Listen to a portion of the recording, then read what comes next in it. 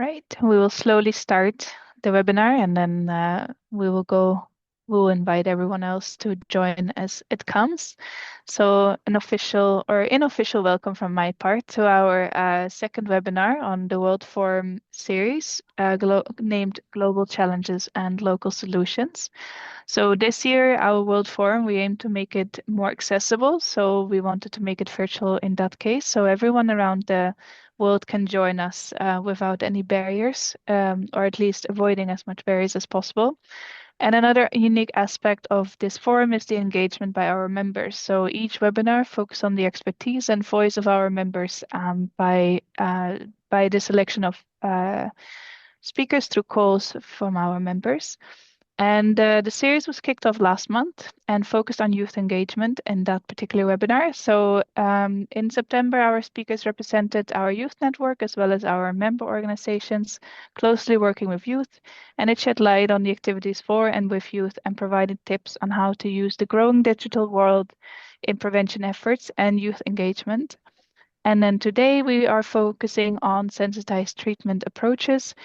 So as many of you as are aware, that is that treatment and treatment approaches exist and we work with it, but however, is also important to ensure that we continue to promote and work with sensitized holistic treatment approaches to ensure our services are supportive and effective. And especially since the number of people receiving treatment seems to have decreased according to the World Drug Report by the United Nations on Drugs. So whereas in 2021, it was reported on an average of 1 in 5 received treatment, this had decreased to 1 in 11 in 2022, with only 1 in 18 women receiving the treatment required. So therefore, we are very thankful to our speakers today, joining us and sharing their best practices and research on the topic for us to strengthen our knowledge and capacity while also engaging in conversations and discussions. And after the presentations, we will have enough time to open the floor to learn more about your experiences and also answer your questions. So feel free to write your questions throughout the presentations in the chat or in the Q&A, and we will discuss them after all the presentations have been held. So before introducing our first speaker, I would like to give the word to our International President, Amy Ronshausen, to officially open the webinar today. Thank you, Cressida. Good morning, good afternoon, good evening, everybody. As Cressida said, I'm Amy. I'm the International President of World Federation Against Drugs. In case any of you are unfamiliar with WFAD, we are a multilateral community of non-government organizations and individuals who share a common concern that illicit drug use is threatening the existence of stable families, communities, and government institutions throughout the world. We were founded in 2009, and the aim of WFAD is to strengthen prevention, increase access to treatment, and promote recovery. It is my great pleasure to welcome you all to our second session of the World Forum webinar series, as Cressida mentioned, Global Challenges, Local Solutions. Over the upcoming months, we will explore a range of pressing global issues and examine and showcase how local communities and organizations can play pivotal roles in addressing them. Today's webinar, Sensitized Treatment Approaches, focuses on a critical aspect of addressing substance use disorders, treatment approaches that are not only evidence-based, but are deeply rooted in patient sensitivity. The most recent World Drug Report presents a concerning picture of global treatment for substance use disorders. Despite over 296 million people worldwide having used drugs, a 23% increase over the past decade, only 1 in 5 people with drug use disorders receives treatment. This is especially troubling for women who make up just 27% of those accessing treatment services, despite being highly affected by substance use disorders. Youth also remain a particular vulnerable group, with a global increase in drug use among them. And women and girls face unique challenges that demand trauma-informed, gender-sensitive treatment approaches. Without addressing these disparities and improving access, many, especially low and middle income countries, will remain without the care that they need. Globally, we have seen significant progress in the development of innovative treatment methodologies for substance use disorders. Evidence-based practices such as cognitive behavioral therapy, motivational interviewing, and medicated assisted treatment have shown great promise in improving outcomes for individuals struggling with substance use. However, as we continue to refine these approaches, it has become increasingly clear that a one-size-fits-all method is not sufficient. Best outcomes are achieved when treatment is tailored to the individual's unique needs, taking into account their life experiences, trauma, and specific challenges. This is particularly important when we talk about treatment for women and girls. We know that women's pathways into substance use, as well as their recovery journeys, often are shaped by trauma, violence, and gender-based challenges. Research has consistently shown that women respond better to trauma-informed, gender-sensitive care that acknowledges these realities. Trauma-informed treatment recognizes the pervasive impact of trauma and seeks to create safe, supportive environments that empower individuals in their recovery process. Gender-sensitive treatment, on the other hand, ensures that programs address the specific social, cultural, and biological factors that influence women and girls' substance use. This can include addressing co-occurring mental health disorders, reproductive health needs, and the influence of caregiving responsibilities on recovery. It is crucial that our approaches continue to evolve to meet these complex needs. Today, we are very fortunate to have a panel of experts who will share insights into holistic treatment strategies, highlighting successful models of care and discussing how patient-sensitive approaches are being integrated globally. I encourage you all to take this opportunity to engage in meaningful discussions, share your expertise, and explore how we can continue to advance treatment approaches that not only heal, but also empower. A few housekeeping issues, although I'm sure Cressida or somebody is going to get to them, but just in case, to respect all of our speakers and others listening, please make sure that you keep yourself muted. Please use the question and answer option for any questions, and we will attempt to answer those in real time or after the presentations. As Cressida mentioned, we probably will have some extra time. And please use the chat for other communication outside of questions. In fact, I know some of you have already gotten started, but please do so. Let us know who you are and where you're logging in from today. And with that, I will turn it back over to Cressida, who will get us started. Thank you. So much, Amy, for your great introduction and also for the housekeeping. Very good. Then I don't have to mention those. It's always nice that you're doing that for me. So thank you so much for that official opening and that. So I will just continue introducing the next speaker. Our first speaker is Rocio Suarez Ordonez. I'm apologizing if I mispronounce your name.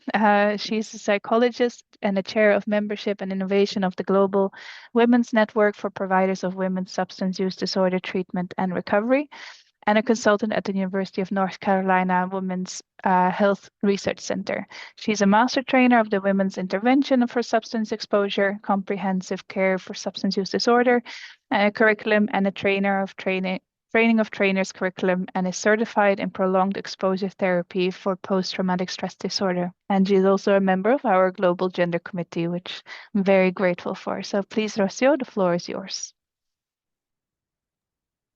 Thank you, Chris. What a wonderful introduction. So I'm going to share my screen. Can you see my screen? Yes. Okay. Yes. Well, today we're going to talk about a paper we wrote with my team and Regina Matson, that's Secretary General of World Federation Against Drugs. And I would like to discuss about this. So the name is Treatment for Women with Substance Use Disorder. And let's think about whether the internet can be a barrier or a facilitator. And this was made in the Caribbean. But before I start, I would like to ask you, do you actually know how many kilos of ice cream do we eat in Argentina per person per year? Can you imagine? I can't read the chat, so if anyone is sharing something, please, Chris, let me know. But it's a huge number. It's between 7 and 10 kilos of ice cream per year per person. I think we're only beaten by Italy in this. So it's very usual in Argentina to eat ice cream anytime, anywhere. We could be in a meeting, we could be with friends, we could be alone watching a movie. And what we do, let me see if I can. Can you see that? Yeah. So what we do is we order it. So this is a shot of my phone when I want to order food. The first one is the one I ask. And as you can see, it's in Spanish, but in 5 minutes, I will have ice cream in my house. So the first question I want to ask you is, if you sell ice cream and you're not in this app or you're not online, what happens?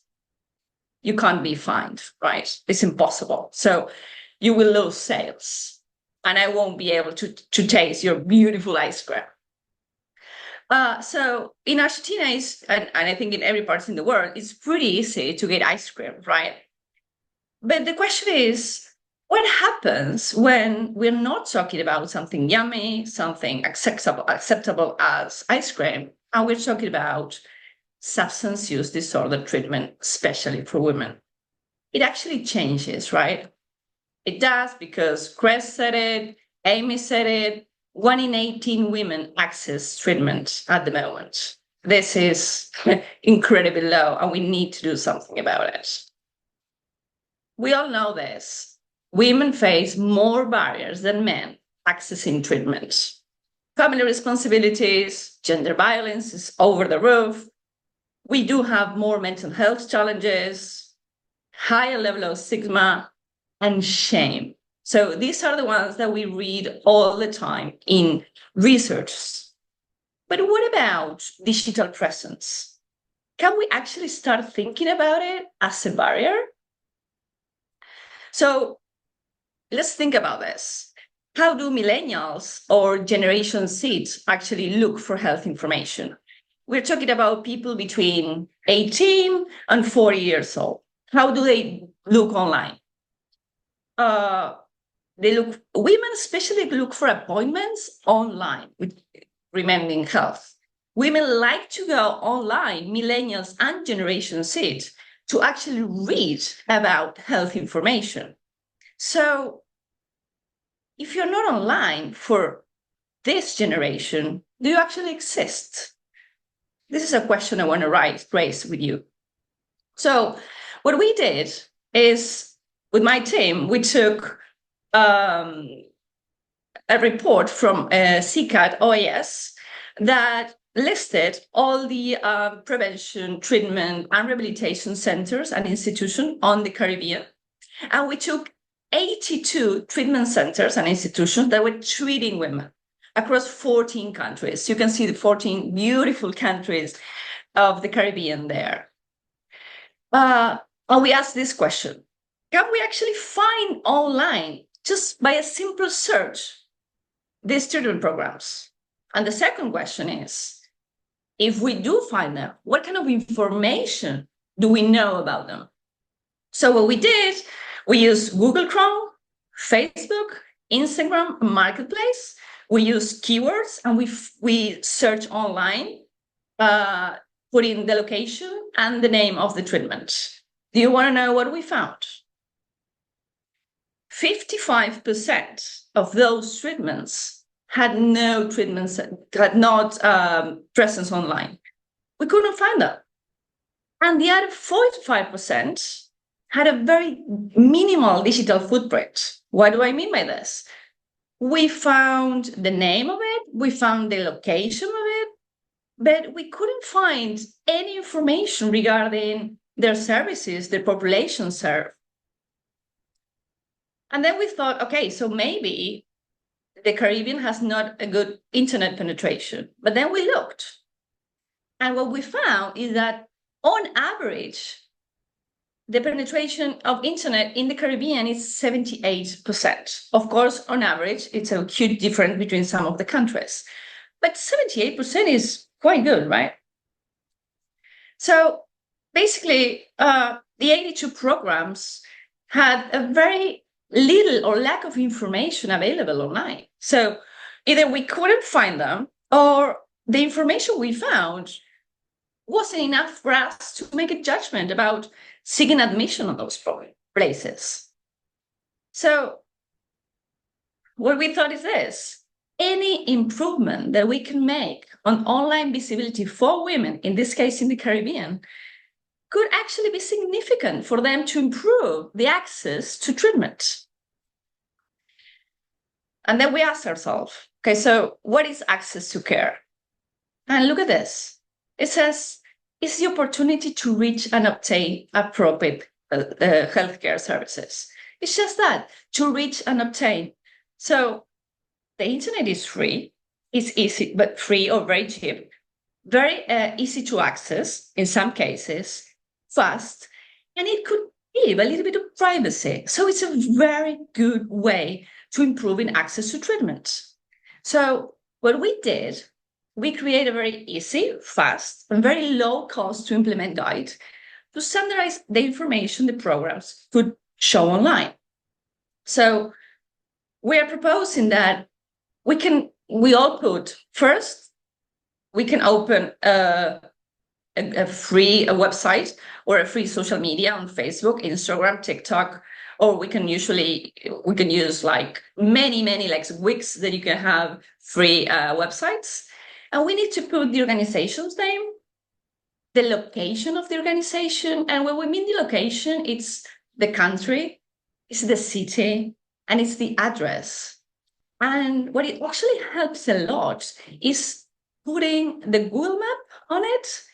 And if you actually add how to get there via public transportation, it's a huge plus.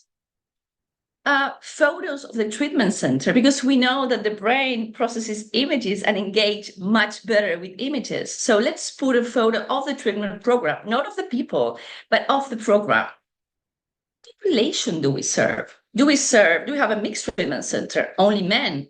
Only women? Do we actually accept pregnant women?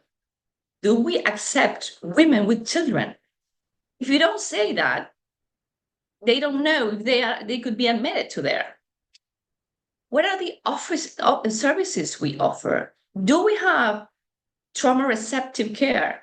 Do we have gender programs? Do we use evidence-based practices? We need to say that because people look for that. Do we have any religious focus? If we do, we should say it. What is the length of the program, all the different programs? And what is the cost of the treatment? What is the admission criteria? We need to be very, very clear on this. And we need to provide a very easy, fast, and the most private way to contact the program. So the WhatsApp link that just opens WhatsApp, it's incredible. So doing this, that it actually can take you between 5 and 15 minutes, could be the difference for a woman that is looking for treatment to see this or to see this. So this, I did it in 10 minutes. And look how, well, you maybe say it's not beautiful, but I think it is, right? So it's very receptive. It's very, it has everything that you need to know. And it's just at a glance, right? And it has a map, the phone number, the admission criteria, the cost, a photo. It's inviting to know more. And this is what we need to create. So to end my presentation, and I want to hear from you afterwards, I just want to do something together. Let's do this exercise. And I invite you to go online, search for your treatment program, and ask yourself if the information that is provided there would actually be enough for you or somebody else to seek for admission. And of course, if you want, you can contact me at that email. Thank you.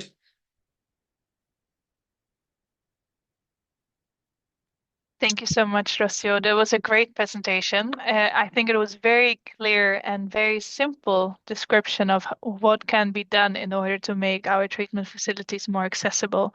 And I think it's a great research you've been doing. And I really like the correlation between ice cream and treatment. I think it just showcases how simple something can be, because we always make it so difficult in our heads. So it's really great. And I think we all can learn about how we can, use the digital space. It's there, as you said, it's accessible. Just to use it, utilize it, and to make sure that everyone can, access it more easily. So thank you for that clear presentation and clear tips as well. Thank you. So the next speaker for the next speaker, she unfortunately is not able to join us in person due to unforeseen circumstances, but her presentation will be shared by my colleague Maya. But I will introduce you to our speaker, Princess Niece David, who was supposed to speak. She has shared her transcript, will be read out by Maya. But first, David, Dr. Princess is a lawyer who holds a PhD in environmental law from River State University, and she's passionate about combating drug abuse through legal and policy reform, working to create sustainable solutions for both environmental and public health challenges. Her contributions focus on addressing global drug abuse issues with localized approaches. So I will give the word to my colleague Maya. Thank you for taking this. Hey, I would like to share the presentation of Dr. Princess. As she was so kind to share her transcript with us, her presentation focuses on the context of Nigeria and the countries of the Global South, where drug abuse continues to be a serious public health issue.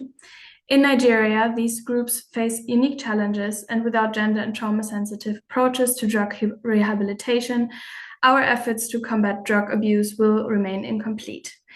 In Nigeria and other developing nations, the gendered experience of drug addiction is often overlooked. Research has shown that women tend to use drugs for different reasons than men, often as a way to coping with trauma. Many women who struggle with addiction in Nigeria have histories of abuse, whether it's sexual, domestic, or emotional, and they turn to substances as a way to numb that pain. However, societal expectations and conservative cultures like ours make it harder for women to seek treatment. The stigma attached to female drug use is severe, and women fear judgment of ostracization, especially from their families and communities. They may also face practical barriers, like the absence of gender-responsive facilities or concerns about losing custody for their children. Unfortunately, most drug treatment centers in Nigeria are designed with men in mind. They often ignore the different social, emotional, and biological factors that women face in addiction. A woman who's using drugs because of trauma will need more than detoxification. She will need counseling and support tailored to her experience. Princess gives two practical solutions for this. The first one being gender-specific treatment centers. And she motivates it by saying Nigeria needs to establish more drug rehabilitation centers specifically for women, where they can access comprehensive care, which includes trauma therapy, mental health supports, and safe spaces free from judgment. And the second one being community-based support systems, outreach programs, and community support groups that address the specific challenges women face with drug addiction can help reduce stigma and encourage more women to seek treatment. Trauma is one of the most significant drivers of drug abuse, particularly in the marginalized groups. Many individuals in Nigeria, specifically those living in conflict zones, those displaced by violence, or survivors of abuse, turn to drugs as a coping mechanism. Whether it's sexual violence, domestic abuse, or childhood trauma, unresolved emotional wounds often push people towards substance to escape or numb their pain. In Nigeria's marginalized communities, we see a direct correlation between poverty, violence, and drug addiction. The more traumatic the environment, the higher the likelihood that individuals will turn to drugs. But when these individuals seek treatment, they often find programs that focus on detoxing the body without addressing the psychological and emotional trauma that led them to substance abuse in the first place. As a result, relapses rates remain high. Princess gives two practical solutions again. First being trauma-informed drug treatment. We need trauma-informed drug treatment programs that don't just focus on physical detoxification, but also address the deep emotional scars that lead individuals to drug abuse. This includes counseling services, peer support, and therapy. And second, capacity building for healthcare providers. Nigerian healthcare providers need specialized training to offer trauma-sensitive care. Drug rehabilitation staff should be able to recognize the signs of trauma and create an environment where patients feel safe to confront and heal from their past. Marginalized groups in Nigeria, such as displaced persons, low-income communities, and LGBTQAI+ individuals, face additional layers of discrimination and barriers in accessing drug treatment. These individuals often live in environments where drugs are more readily available than healthcare services.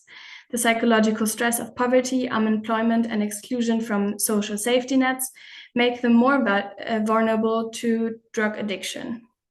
Take displaced persons in Nigeria conflict zones as an example. Many turn to drugs like tramadol and codeine as a way to cope with their dire circumstances. These groups often lack access to healthcare, and when they do, the programs are not equipped to meet their specific needs. LGBTQAI+ individuals, meanwhile, may avoid treatment out of fear of discrimination or violence. Princess again gives two practical solutions, one being a mobile clinic and community outreach. In areas where healthcare infrastructure is weak, more mobile clinics offering drug rehabilitation services can reach underserved populations. These clinics can provide both physical and psychological support, ensuring that even the most vulnerable have access to care. And second, culturally competent care. Drug treatment programs must be culturally sensitive and inclusive, respecting the unique identities and experiences of marginalized groups. This means providing support in local languages, being inclusive of sexual minorities, and ensuring that services are accessible even in rural areas. In conclusion, drug addiction is not just an issue of physical dependence. It's a complex problem that intersects with gender, trauma, and social marginalization, especially in countries like Nigeria and countries of the Global South. If we are to address drug abuse in a meaningful way, we must take into account the specific challenges faced by women, trauma survivors, and marginalized groups. The solutions I've outlined, such as gender-specific treatment centers, trauma-informed care, and mobile clinics, are steps we can take right now to improve our drug treatment system in Nigeria and other nations of the Global South. These changes will not only reduce relapse rates, but also offer individuals a real chance at recovery, healing, and reintegration into society. Together, we can create a system that ensures no one is left behind to fight against addiction. Thank you. Thank you, Maya, for sharing the wonderful presentation of Princess Nis David. I think it was a very clear presentation showcasing that, a holistic, sensitized approach is required. We need to work on from the beginning until the end, which doesn't stop after after the detoxification has happened, and it needs to be trauma informed. It's not just about the physical part, it's about the emotional part as well, and creating a safe environment. And I think one thing that kind of connects with the earlier presentation, like Rocio talked about the increase of digital accessibility. I think also one thing on top of that, in certain countries, we know unfortunately there is also a need for increased treatment centers in general. So while working on the increase of accessibility to it, we also need to work on an increased access in the sense that the facility is even there. So I think that is something that Princess pointed out quite well. And with that, I would like to introduce our next speaker. I would like to welcome Mr. Sanaullah Rator. He is a dedicated professional in the field of drug rehabilitation and drug demand reduction with over 3 decades of experience. He is the founder and CEO of Pakistan Youth Organization, which is established in 1990, and Mian Afzal Trust Hospital, which was founded in 2001. MATH, which is the acronym, is the largest substance use disorder treatment facility in Punjab, Pakistan, with a capacity of 145 beds and 20 canals of land. The hospital provides specialized treatment services for children, adolescents, women, and men. Thank you, Sana, for joining us, and the floor is yours. Oh, thank you very much, Cressida. And I would like to thank the WFAD, Miss Amy, Cressida, and the whole team for conducting this webinar and also providing me opportunity to share our treatment program with the colleagues around the globe. So thank you very much. And now I try to share my presentation.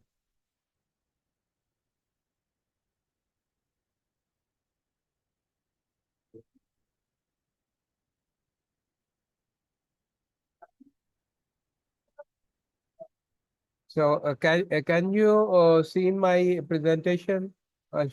Okay, thank you very much. This I would like to again thanks the WFAD team and Mian Afzal Trust Hospital is working in Pakistan since 2001 and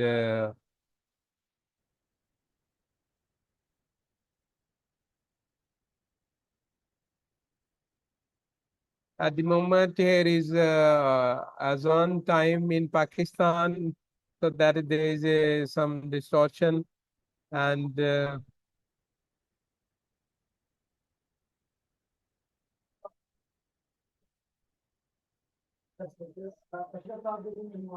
okay.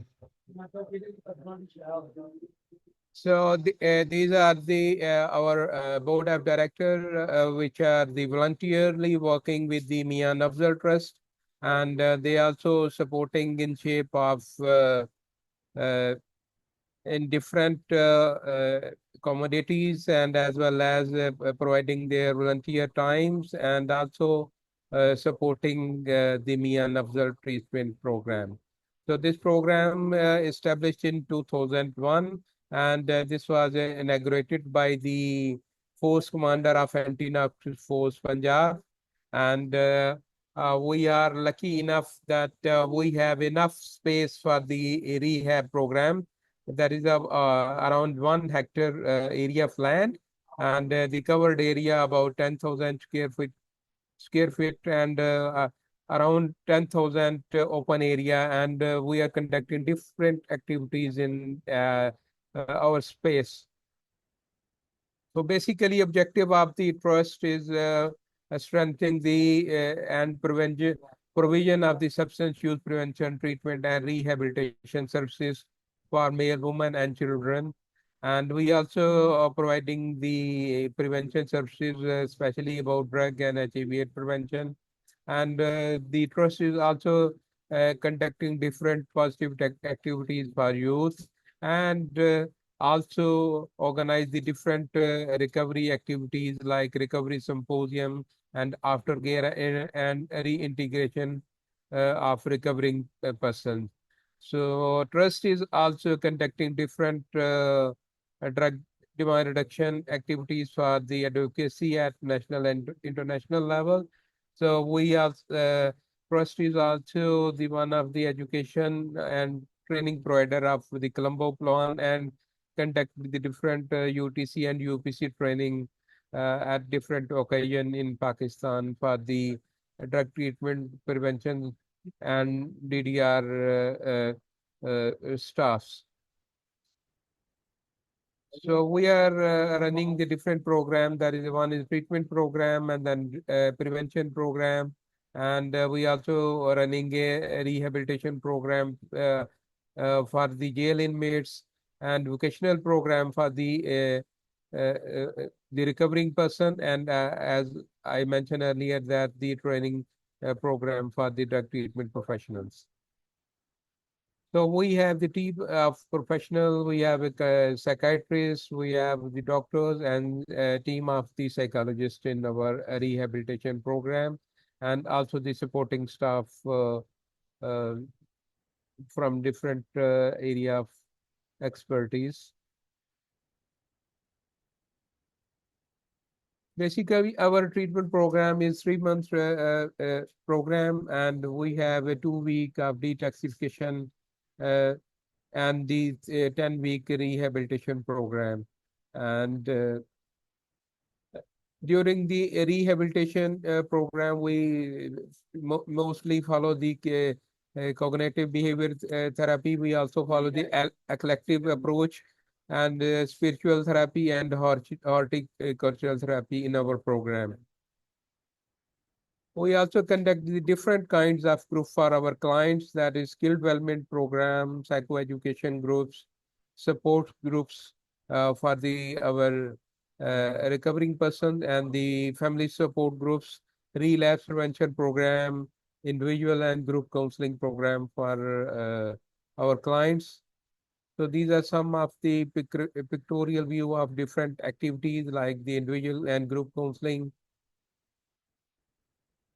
how they are participating in the spiritual and recreational program, group counseling, and especially our unique program that our client is participate in different activities of the vegetable farm, which is inaugurated by the anti-narcotics force commander in 2010. And presently we are running a one nursery, and our client is working in that in garden of the math and as well as the nursery.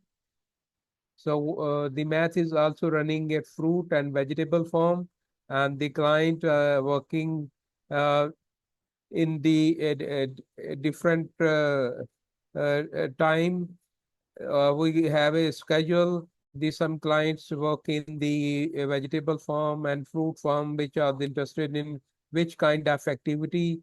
If they're interested in to work in the garden, they participate in gardening, and some interested in the fruit farming or vegetable farming and other activity. This is a view of our vegetable farm, and that the previous slide we showing that how the clients are participate in the different activities of the vegetable and fruit farm.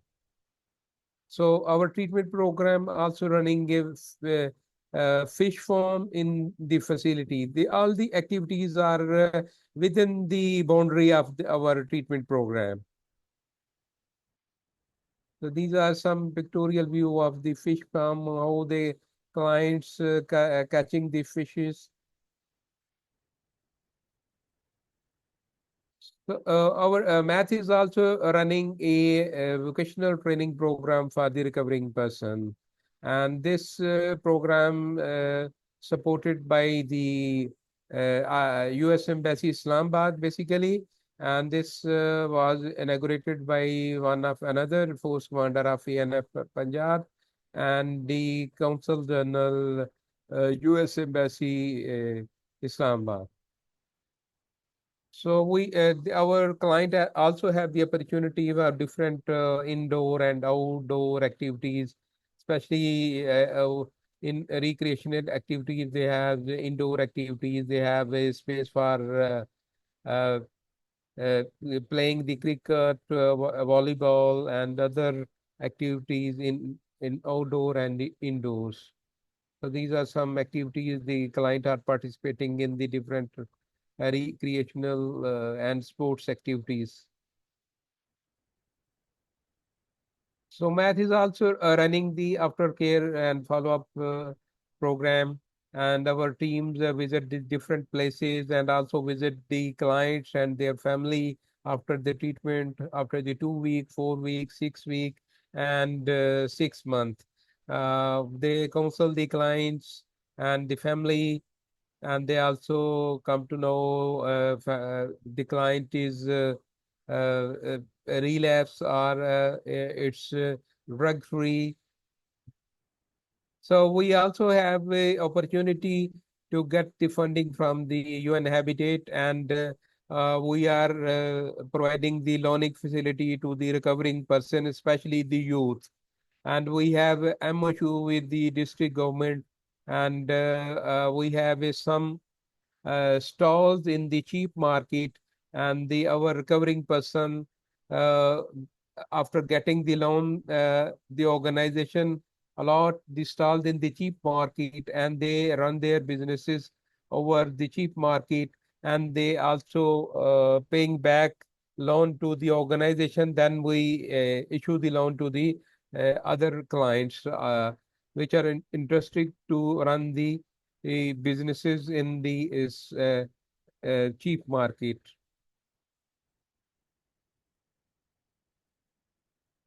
So we are, as I mentioned earlier, that we are providing the rehabilitation facility to the inpatient, jail inmates in the central prison of Gujranwala.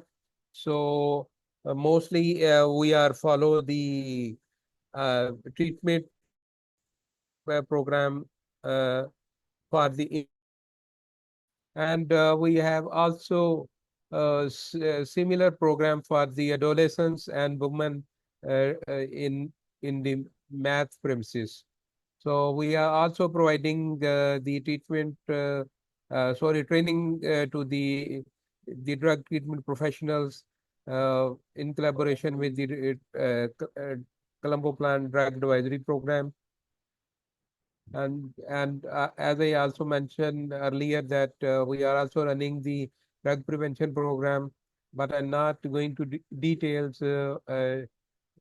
I'm just focusing on the treatment program. So these are some pictorial view of different activities. These are some pictures of the training workshops. So the math is working with the INL, US Embassy Islamabad, Colombo Plan, UNODC, Embassy of Japan, Anti-Narcotics Force, Ministry of Narcotics, Government of Pakistan. And the different stakeholder visited our treatment program, especially if we talk about the International Narcotics Control Program members, US embassies, Colombo Plan, UNODC, and other stakeholders and facilities. That's all about the treatment program of math. Thank you very much for your time. And thank you very much, WFAD. Thank you. I'll just stop your sharing. Thank you so much for sharing your great great best practices. Really great work. I see it in the chat as well. All the best practices that you've been sharing and the activities that you're doing, including the fish farming and the vocational training, as well as the family approaches and etc. And many more things. I won't sum them up again to be repetitive, but thank you for sharing all that. Then I would like to introduce our next speaker and last speaker for today, Manashri. So Manashri is the visionary leader and dedicated advocate for human rights and mental health. Her tireless efforts to combat human trafficking and drug addiction on a global scale have had profound impact on countless individuals worldwide. And with initiatives spanning over 114 countries and 96 cities in India, she has emerged as a driving force for positive change. Thank you so much for joining us, Manashri. And before you start, I would like to just give one reminder to all participants to just share questions in the chat as long as the presentations are going, which we then will be handling afterwards. So please, Manashri, the floor is yours. Hello, good evening and namaste to everyone. Here we are talking about a place which is a still burning issue, Manipur, the heart of India, where 200 plus people are dead, 1,000 plus are injured, 60,000 plus are displaced, 40 plus missing, 4,700 plus houses burned, 300 plus relief camps, and 350 plus religious structures destroyed. So it was a call to action for all of us, healing Manipur's youth and combating narco-terrorism in the region.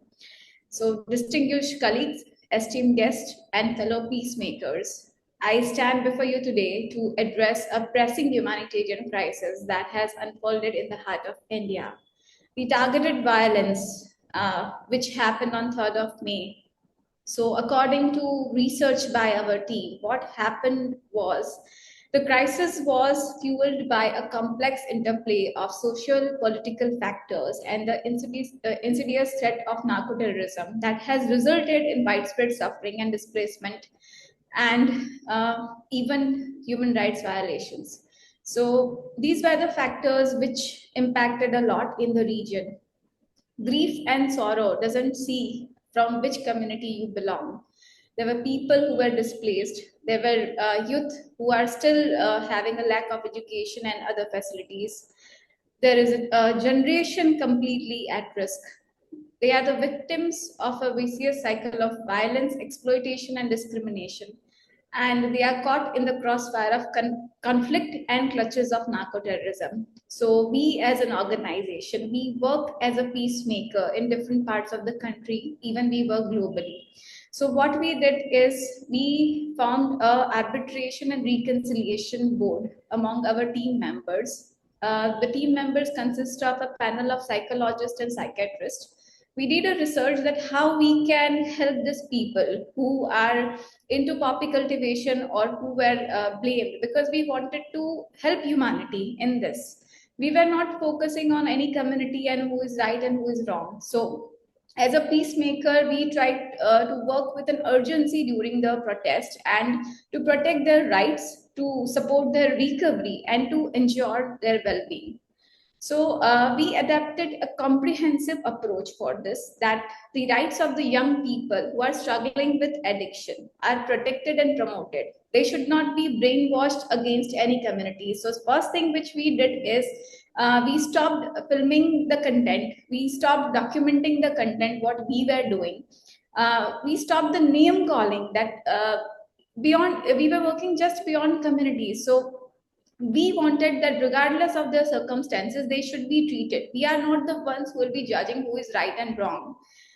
Addressing the root cause of violence was one of the factors that including the role of narco-terrorism, and we started fostering the dialogue towards healing, reconciliation, and conflict resolution among the communities.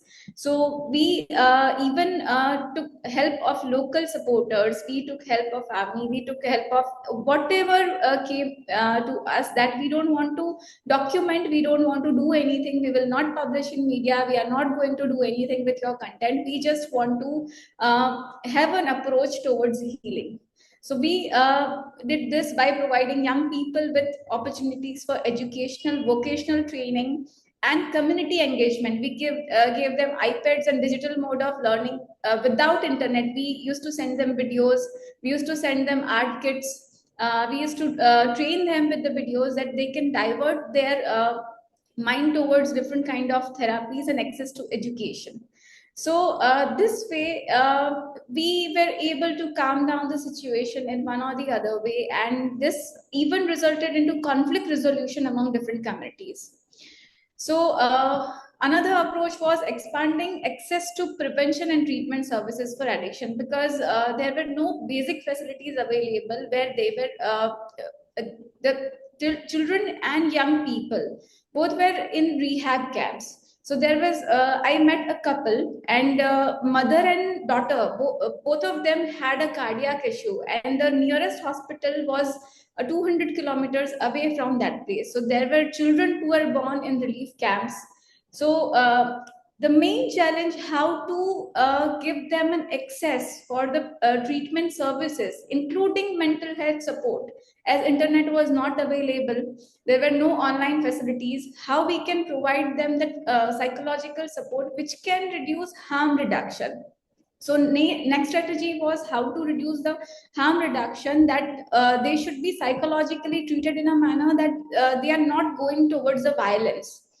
So what we did is we started strengthening community-based networks, and we started taking help of the elders of this community-based network, so that they can provide emotional assistance to the young people who are struggling and to the families who were a part of the addiction victims. We tried everything, but result was not coming, and violence was still going on, and external contributors were required. So we approached peacemakers and organizations who were having expertise in addiction rehabilitation, and they also helped us to provide resources and support and to address the crisis.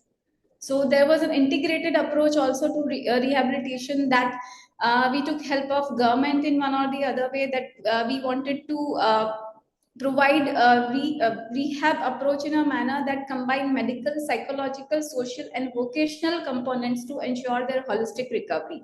So a few people we shifted to another place. Even if, some people we shifted to Nagaland, some people we shifted to another state, so that they can get the kind of treatment they wanted. We also thank the people of Manipur. We also thank the young people who were struggling with addiction in Manipur, because they were the one who were ready to come out of it. In spite of our approaches, if they have not cooperated to us in terms of treatment, we will never be able to do this. But they didn't act as a victim, and they are not just victims, but they are also survivors capable of overcoming adversity and building a better future. So in this, how we found out what happened was is 3rd of May, when the violence erupted, Vice President of India visited was about to visit Manipur. Second, on the 28th of May, the day Parliament was inaugurated, that day also violence got escalation point. So we found that there were some external factors that were contributing towards this. So it was very much important for us to stop the external factors impacting these addicts. Otherwise, they can be brainwashed and used in another direction. So I have met women who lost their children, who lost their families. I met children who don't have parents anymore. I met youth. They are at different places. They lost their parents. They don't have access to education. I met victims who are thrown out of families. So, till now, we have empowered more than 3,000 plus victims in Manipur, and we are still working on that on a ground level without involving any external factor, without involving any outsider, and we are just working silently in a manner that we want to make a difference, and we want that this people should flourish and prosper. So, integrated practices helped us a lot. And I believe that the young people struggling with addiction in Manipur deserves our compassion, solidarity, and unwavering support.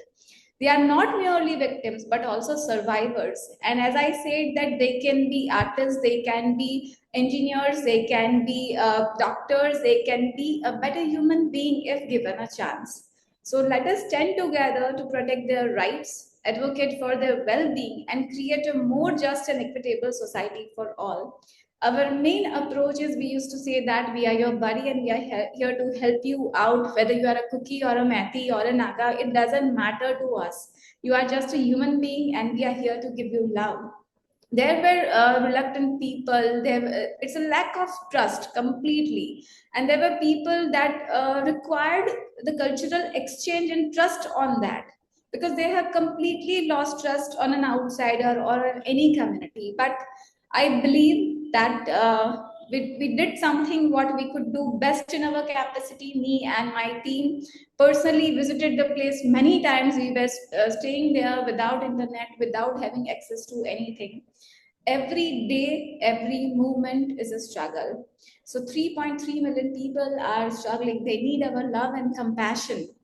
And if we do something about them as a peacemaker, I would like to urge you all that instead of focusing on the problems, if we just talk about the solutions, we should stop the name calling. That is what my approach would help me to bring out 3,000 people, and that will definitely help us. So the time for inaction is over. We must act now to elevate the suffering of young people struggling with addiction in Manipur. By working together, we can help them to overcome their challenges, rebuild their lives, and promote peace and reconciliation. The world needs more peacemakers, and let's be one of them. The future only depends upon its ability to protect its most vulnerable citizens. Drug addicts are most vulnerable. They can be targeted in any of the ways. But it's our responsibility to create a society where everyone has the opportunity to thrive. There are so many organizations who are active in Manipur, who are working for Manipur. But somehow I would say that still, if we forget about different communities, if we forget about focusing on the root cause and focusing on the solution, that is very, very important. It is very important to have a positive media approach rather than focusing on what we are losing. That will help them to build a better life for themselves. And this is what I want to end with a noble note that Vaishnava Jantu Tene Kahiye Ji Bhid Bharai Jane Re. So just spread love and be a buddy to someone. Stay blessed. Thank you so much, Manashri, for your very impactful presentation. I think it's very important to see also that, like you said, your work in a conflict setting. It's very important, and it also brings a lot of other challenges. But the way that you're reframing it as peacemakers, and to also use that, the treatment and just approach with youth and the communities and just inclusiveness of all of it, that we all can build stronger societies by becoming healthier and becoming resilient as peacemakers, as well as just showcasing that there's a whole world out there to make a difference in. So thank you so much for all of your work in that and for sharing it with us today. I cannot summarize it as much as you already said so many great words, so I don't want to take that away from you. So thank you so much for sharing that. Thank you. So we have come to the end of all the presentations. However, we do have some questions, and for those that haven't shared their questions yet, please free to do so. So the first question was directed to you, Rocio. And the question included, I'll just add here, the question was, are there any free centers for rehabilitation in Caribbean? Thank you for the question. That is the thing. As we don't have many information online, it's very difficult for us to actually know that. That's what we wanted to share in this paper, that we cannot know if they cost or they don't, because they don't put it online. So I'm sure they are, but we cannot see it. So if we cannot see it, patients or clients can't either. So the question you're making is a great question, because it just displays how the lack of information online not only impacts us as providers to know about what is happening in the rest of the world, but for potential clients and patients. Thank you so much. That was a great answer. We also had a question in the Q&A, which is from Noel Xeri. He phrases that in Malta, as in most of Europe, but even more in Malta, we are facing a huge normalization process of all drugs, except heroin. This process is affecting policy, prevention, and treatment approaches. I wanted to ask if you are experiencing the same process, and what is your approach at policy level, at prevention level, and at treatment level? Is there anyone of our speakers who would like to answer this question?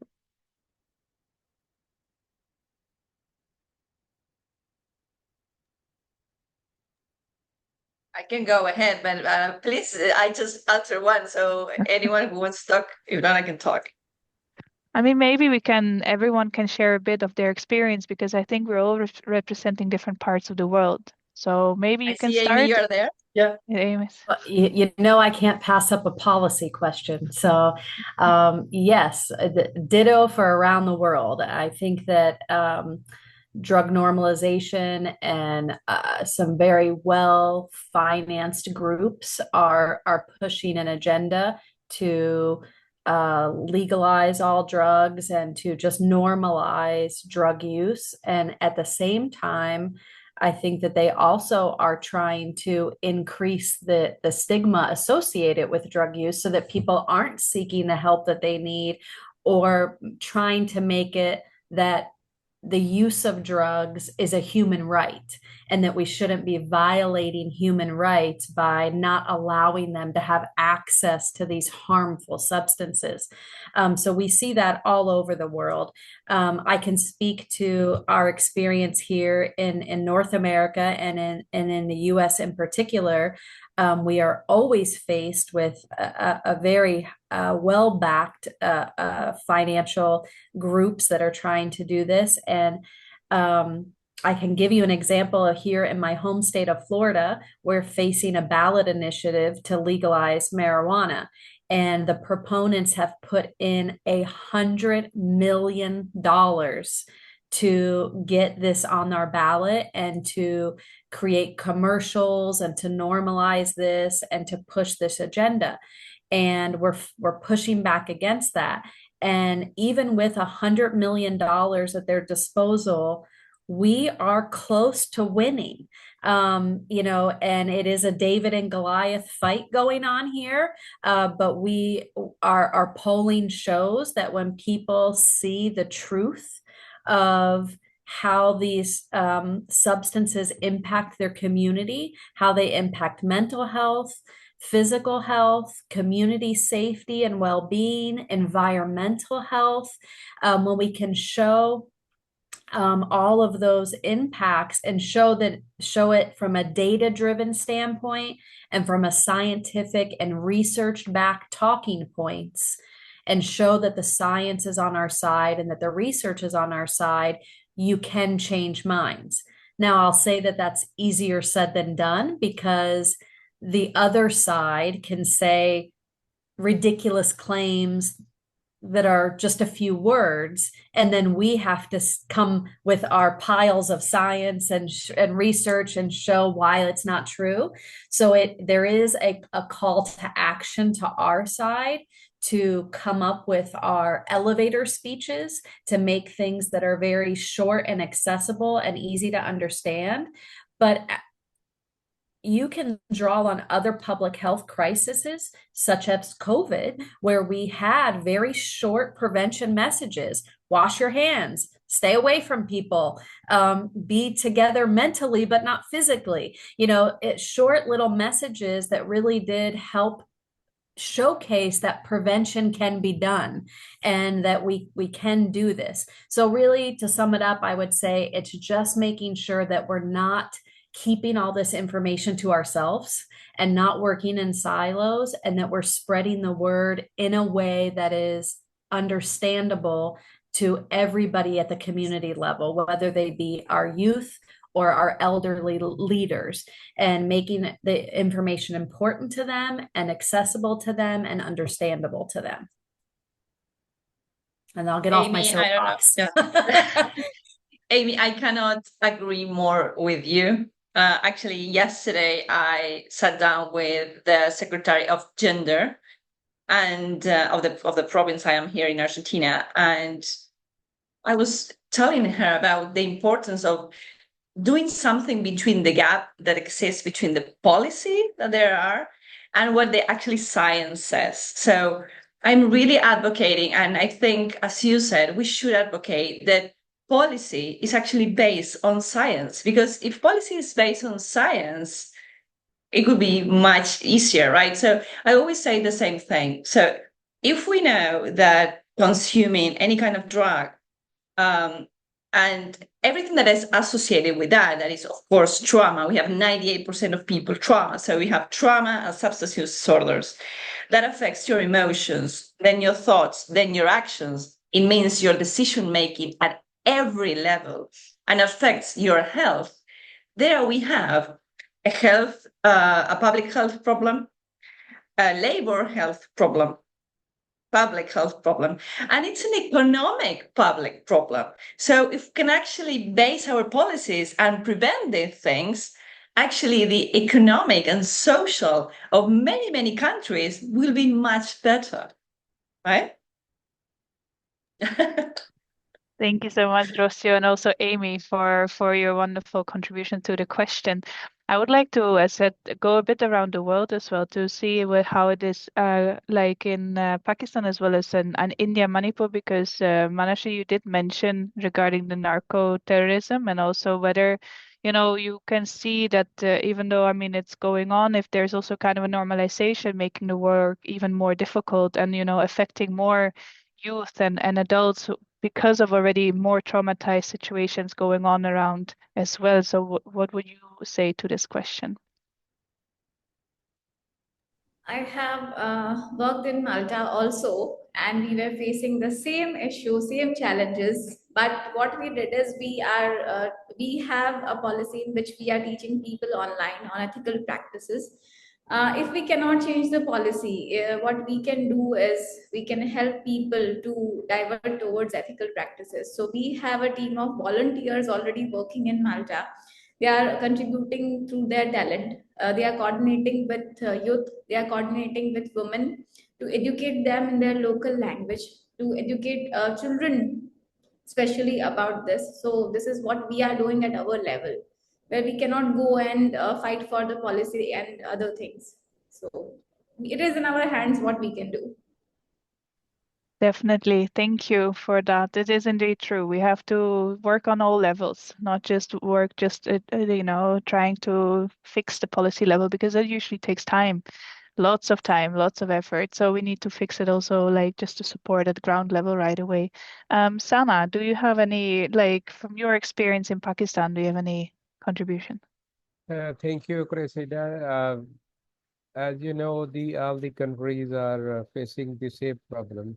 But if we talk about in Pakistan, we have a very strict situation in Pakistan because the anti-narcotics force, whenever the other side trying to make some advocacy for the different laws, and the anti-narcotics force is opposing them. And uh, just a few years back, the other side trying to start the oral substitution program in Pakistan, but the government of Pakistan not allowed to start the oral substitution therapy in Pakistan. So, but if we talk about the different education institution, the youth, they are facing the different challenges. And policy level, if we talk about the civil society, some of the civil society organization working for the advocacy, but mostly the working in the prevention and treatment program. But not a sufficient number of CSOs working for the drug policy in Pakistan. Thank you, Sana. Yes, that's true. We need to, like, this is, I think, a message we try to spread all the time. We need to work together as CSOs in order to not, since there's so much work to do in prevention, in treatment, in recovery, in policy, there's so many different areas to cover, and one organization cannot do it all. So we need to kind of work together in order to be able to cover it all and to be stronger together. So I think that is a very fair point of yours.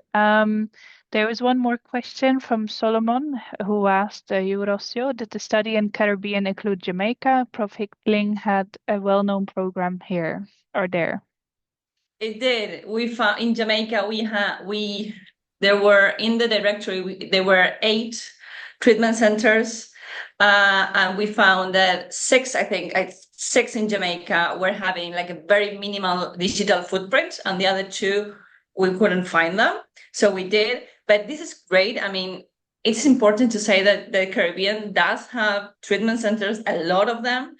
The only thing we were saying in this is we cannot find them online. And if they are amazing and they're great, this is fantastic, but put it online so people can know more about it. Just treat patients and future clients and us, because I'm in another country and I want to know what are you doing in Jamaica as an organization. And it would be amazing to find you and if I want to contact you. So I think it's a win-win for everyone just to advocate what we're doing online. Definitely. Thank you, Rocio. So I would like to thank all the attendees. I think we went through all the questions. Just for the speakers, is there any last words you would like to share before I've officially closed the webinar? No? Then I would like to thank you so much for joining us. First, the participants for joining us today and being active in the chat and introducing yourself and also asking the questions, but also definitely a heartfelt thanks for all the speakers. Thank you for joining us today, sending in your abstracts and wanting to join us during the webinar and sharing your experiences. And I think we have learned a great deal, many new things, which is the beauty of these kinds of webinars where we learn so many new things because we are opening up for, before we often go for topics that we might know, but now we actually learn more about you and your work. So thank you so much for shedding a light on that. And hopefully we'll hear more from you soon as well. So thank you so much. And for those that are attending, our next webinar will be in November. We will be publishing a call very soon, so do not hesitate to send in your abstract for a presentation, and we look forward to hearing from you. So for now, wishing you a wonderful day ahead and week, and thank you so much for joining. Thank you, everyone. Thank you. Thank you. Bye-bye. Bye.